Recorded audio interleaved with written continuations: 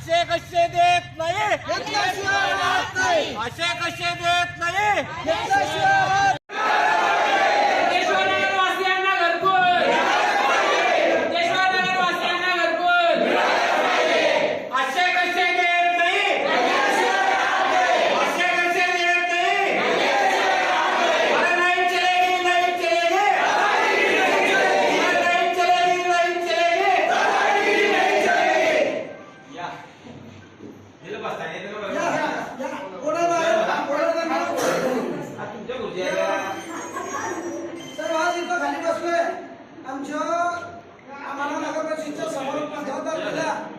भाऊ काय सांगाल, आज तुम्ही नगर परिषदेवरती मोर्चा आणलेला होता?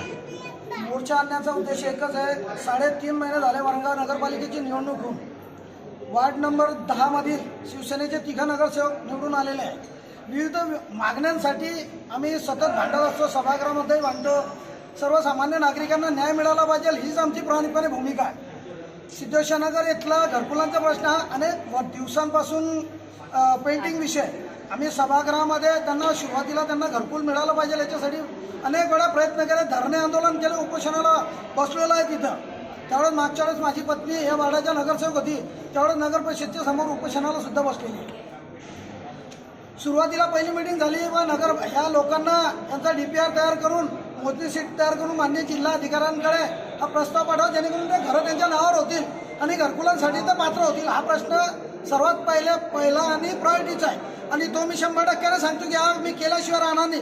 वेळ पडली तर मी माझ्या पदाचा राजीनामा सुद्धा देईन, पण तुझ्या सर्वसामान्य नागरिकांना न्याय मिळवून दिल्याशिवाय 100% राहणार नाही। तर त्यांना एक मी पाहिलं खऱ्या अर्थाने त्यांना त्यांची गरिबी काय असते, त्यांची तिथल्या नागरिकांच्या मूलभूत सुद्धा काय येतं। पावसाळ्यामध्ये तिथं एखादं घर गळते, कोणाची भिंत पडते, अशी परिस्थिती आहे। त्यानंतर नगरपालिकेची सर्वसाधारण सभा झाली, मीटिंग झाली, त्याच्यामध्ये एजन्सी नेमण्यासंदर्भात ठराव झाला। तो ठराव होऊन 1.5 महिना झाला, त्यांची कुठेही त्यांची प्रोसेस सुद्धा वाढत नाही। इतक्या संत गतीने जर नगरपालिकेचं कामकाज चालत असेल तर अशा पद्धतीचं अशा पद्धतीच्या संत गतीनं चाललेल्या कामाचा मी प्रथम वरंगावचा नागरिक म्हणून या कामाचा निषेध करतो आणि आपण ज्या हेतूने ज्या गरिबांनी आम्हाला निवडून दिलेला आहे तो हेतू जर साध्य होत नसेल तो साध्य झालाच पाहिजे। आम्ही 3 नगरसेवक आहे, आमच्या तृप्ताताई असतील, माझी मिसेस असेल, त्यानंतर विनोद झोपे असेल, माझे अशफाक भाई असतील, शिवसेनेचे 5 नगरसेवक। या नागरिकांना घरं मिळालंच पाहिजे। सर्वात पहिला आमचा प्रश्न आहे की त्यांना घरकुलाचा प्रश्न जर 15 तारखेनंतर मी पत्र दिलं, निवेदन दिलं, 15 एप्रिलपर्यंत हा मार्ग जर मोकळा नाही झाला, त्यांचा मार्ग जर नाही लागला तर मी 15 एप्रिलला नगर परिषदच्या समोर माझ्या कार्यकर्त्या असंख्य नागरिकांच्या सोबतमध्ये सर्व माझे नगरसेवकांच्या उपस्थितीमध्ये मी आमरण उपोषणाला बसणार आणि त्या उपोषणाच्या कालावधीमध्ये कुठलाही अनुचित प्रकार घडला तर याला सर्वस्वी प्रशासन आणि नगर परिषद ही जबाबदार राहील। रस्ते असतील, रस्त्याचे टेंडर निघाले सिद्धेश्वरकडचे, 1 महिना झाला टेंडर निघून कुठली प्रोसेस वाढत नाही। अशाच पद्धती काय चाललंय इथे नगर परिषदमध्ये हेवे दावे, एक दुसऱ्याचे पाय ओढाओढी, याच्याकरता निवडून दिलाय का तुम्हाला लोकांनी? अरे लोकांच्या प्रश्नाकडे जा, लोकांच्या मूलभूत सुविधा जाणा, लोकांच्या घरोघरी जा, खऱ्या अर्थाने लोकांच्या अडचणी काय हे पहा तुम्ही। एक दुसऱ्याचे पाय ओढणे आणि बंद करा। निवडणूक झाली, संपली निवडणूक, पक्ष मतभेद विसरा।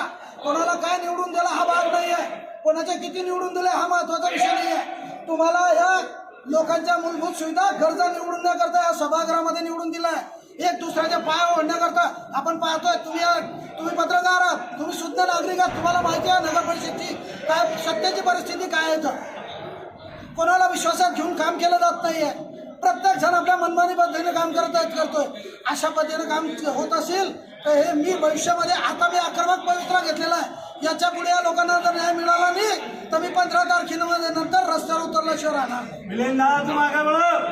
मी तो एक विषय केला, गावामध्ये सर्व गावामध्ये प्रत्येक मोठ्या जागाला झाला 25 कोटीची योजना मंजूर झाली। प्रत्येक लोकांना आम्ही घराघरामध्ये न्याय मिळून नळ दिले, अरे दिले, पण त्या सिद्धेश्वर नगर, सम्राटनगर त्या लोकांनी काय केलं, त्यांनी काय पाप केलं, पाईपलाईन टाकून दिली। अर्ध्या ठिकाणी पाईपलाईन टाकलेली आहे, त्या लोकांना नळ कनेक्शन करता प्रतीक्षा करावं लागते त्यांना, किंवा नळ कनेक्शन द्या। हे का उपकार करताय का मला सांगा? तुम्ही पाण्यापासून वंचित ठेवता येतं का कोणाला? तुम्ही पाण्यापासून हा कायदाच नाही की पाण्यापासून वंचित ठेवू शकता। आणि अधिकृत जर कनेक्शन असेल ते अधिकृत करून घ्या। रेग्युलाइज करून त्यांची पावती फाडून घ्या, पण त्यांना कनेक्शन द्या. मी जर कनेक्शन नाही दिलं तर यापुढे मोठ्या स्वरूपाचं आंदोलन करेल, एवढं मी सांगतो तुम्हाला. सर, आज कामगार नेते मिलिंद मेडेंनी दुसऱ्यांदा मोर्चा तुमच्या दालनात आणलेला आहे. दुसरी वेळ आहे त्यांची. आता त्यांनी उपोषणाचा इशारा दिलेला आहे. न्याय का मिळत नाही? सध्या मध्यंतरी जे आहे CO साहेबी असं पहिले सचिनराव साहेब चालले गेले, त्यामुळे तो कालावधी गेला. त्यानंतर रवींद्र सोनवणे साहेब आले, ते येवजाव त्यामध्ये पूर्ण वेळ मुख्य अधिकारी नसल्यामुळे खऱ्या अर्थाने तारांबळ त्या माध्यमातून इथे उडालेली आहे. मी परवाच राज्याचे जलसंपदा मंत्री आदरणीय गिरीश भाऊ महाजन यांना भेटून वरंगाव नगरपालिकेला कायमस्वरूपी मुख्याधिकारी पद द्या अशा प्रकारची मागणी केली. त्यांनी तातडीनं प्रधान सचिवांशी बोलले आणि एक तातडीनं वरंगावला कायमस्वरूपी मुख्याधिकारी द्यावे असे त्यांनी सूचना दिल्या. त्यामुळे तो नवीन मुख्याधिकारी येईल. तसेच मी पालकमंत्री गुलाबराव पाटील साहेबांनाही भेटलो, त्यांनाही मी विनंती केली. त्यांनी मला हो सांगितलं की मी करतो. आता जो हा कालावधी जो गेला तो हा अपडाऊनचा गेला. आता माननीय विवेकजी धांडे साहेब आले शेंदुर्णीचे प्रभारी म्हणून, ते आता आजच्या हिच्यामध्ये जे काही आहे ते फटाफट कार्यवाही त्या माध्यमातून त्यांनी करावं असं मी त्यांना सांगतो इथे. आणि घरकुलाचा जो विषय आहे सर, आता पण ते प्रभारी आहेत. तुम्ही म्हणाले की नसल्यामुळं झालं, ते येवजावमध्ये टाइम आताही तसंच होईल का? आता नाही होणार. आता जे काही आहे ते फास्ट प्रोसेस करू. घरकुलं जे आहे ते आपण पहिलेच अजेंडामध्ये निवडणुकीत दिले होते की सिद्धेश्वर नगरवासियांना आम्ही घरकुलं हे कायम त्यांच्या नावावर करून तिथे त्यांना प्रधानमंत्री आवास योजनेच्या माध्यमातून ते घरं बांधून देण्याचं त्यावेळेसच मी त्या माध्यमातून इच्छा सांगितलेलं आहे.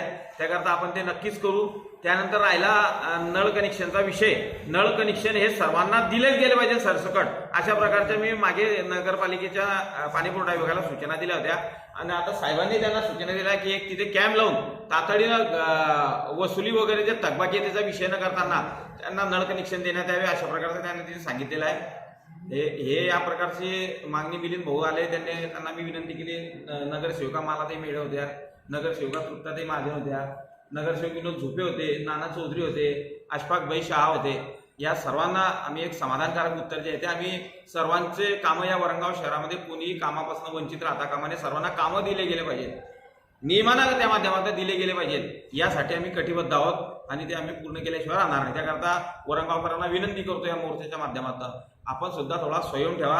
स्टेबल होता आता स्टेबल कुठेतरी होते आणि त्याला तुम्ही त्या माध्यमातून सहकार्य करा अशा प्रकारची विनंती मी सर्वांना करतो. धन्यवाद. काय सांगाल, आज या ठिकाणी सिद्धेश्वर नगरवासियांनी मोर्चा आणला होता, ठिय्या आंदोलन केलं, घोषणाबाजी केली. सर्व मोर्चेकरींशी आम्ही चर्चा केली. त्यांच्या काही प्रमुख 3 मागण्या होत्या. एक, अतिक्रमित जी वस्ती आहे त्या जागा त्यांच्या नावावर करणे, त्या ठिकाणी रस्ते तयार करणे आणि पाणी पुरवठ्याचे नव्याने नळ कनेक्शन देणे, अशा 3 प्रमुख मागण्या त्यांच्या होत्या. त्याच्यापैकी रस्ते करण्याबाबतीमध्ये वर्क ऑर्डर त्या ठिकाणी झालेली आहे आणि लवकरच त्याचं काम आपण सुरू करू. नळ कनेक्शनच्या बाबतीमध्ये त्या ठिकाणी अनधिकृत कनेक्शन मोठ्या प्रमाणात असल्याबाबतचं अभियंत्यांनी सांगितलं. त्यांना तिथं कॅम्प घेऊन त्याचं सर्वे करून ते जी काही फी असेल त्याची नगरपालिकेने ठरवलेली ती फी भरून त्या नळ कनेक्शन देण्याबाबत सूचना त्या ठिकाणी दिल्या गेल्या. आणि राहिला विषय शासकीय जमीन जी आहे अतिक्रमित करण्यात आलेली ती जागा नावावर करण्याबाबत, तर त्याची शासनाने काही विविध नियमावली घालून दिलेली आहे. त्यानुसार त्या जागेचा सर्वे करून त्याचं मोजमाप करून पुढील प्रक्रिया करणे ही अत्यंत महत्त्वाची गोष्ट आहे. तर त्या प्रक्रियेला सुरुवात करण्याबाबत देखील सूचना अभियंत्यांना त्या ठिकाणी देण्यात आली. सर, तुमचं नाव आणि पद?